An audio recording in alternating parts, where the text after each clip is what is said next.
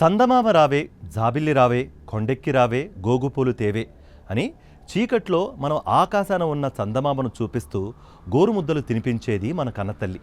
అలాగే చందమామను చూస్తూ చక్కటి కథలు ఎన్నో విన్నాం. అబ్బా, చూడ్డానికి ఎంత అందంగా ఉంది జాబిల్లి అని మురిసిపోయాం కూడా. అయితే ఇప్పుడు ఆ అందమైన చందమామకు మనిషి తన మురికిని అంటిస్తున్నాడు.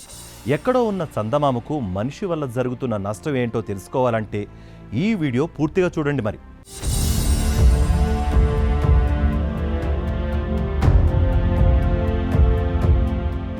ప్రపంచంలోని విలువైన ప్రదేశాలను అధ్యయనం చేసి వాటిని కాపాడడానికి అప్రమత్తం చేయడానికి ఏర్పాటైన వరల్డ్ మాన్యుమెంట్స్ ఫండ్స్ అనే సంస్థ మనిషి రూపంలో చంద్రుడికి పొంచి ఉన్న ముప్పు గురించి షాకింగ్ నిజాలు బయటపెట్టింది.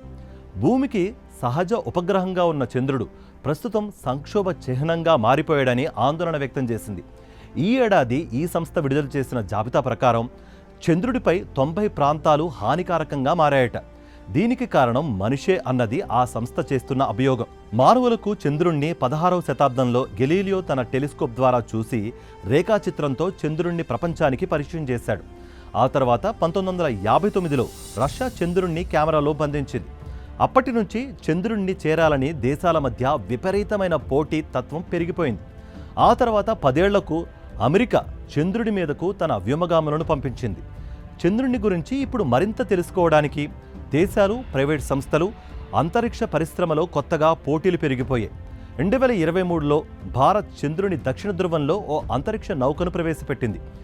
నేటి ఆధునిక యుగంలో కొన్ని దేశాలు అంతరిక్షయానంలో పోటాపోటీగా తమ ప్రయోగాలు చేస్తూ మానవ అంతరిక్ష ప్రయోగం కోసం ప్రయత్నించడం, చంద్రుని ప్రాంతాలలో పర్యాటక ప్రాంతాలు ప్రారంభించడం, గతంలో అంతరిక్షంలోకి వెళ్లిన వ్యోమగాములు చంద్రునిపై వదిలిన వ్యర్థాలతో అక్కడి ప్రదేశం హానికారకంగా మారుతోందట. ఉదాహరణకు 1969వ సంవత్సరంలో అపోలో 11 ద్వారా నీల్ ఆర్మ్స్ట్రాంగ్ చంద్రుని మీద మొదటి మనిషి పాదముద్రతో పాటు 120 వ్యర్థాలను కూడా వదిలి వచ్చారట.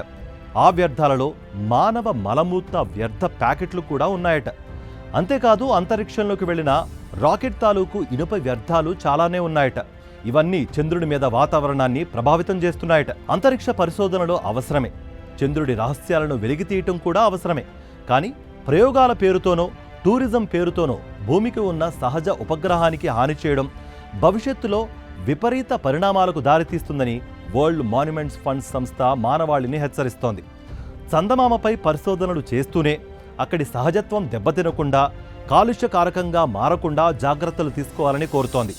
చంద్రుణ్ణి బాధ్యతాయుతంగా ప్రేమించేందుకు ఇదే సరైన సమయం అని, చంద్రునిలో మచ్చని మనం అందంగా చూడాలి, కానీ మచ్చ మనం కలిగించకూడదు అన్నది చెబుతోంది. మరి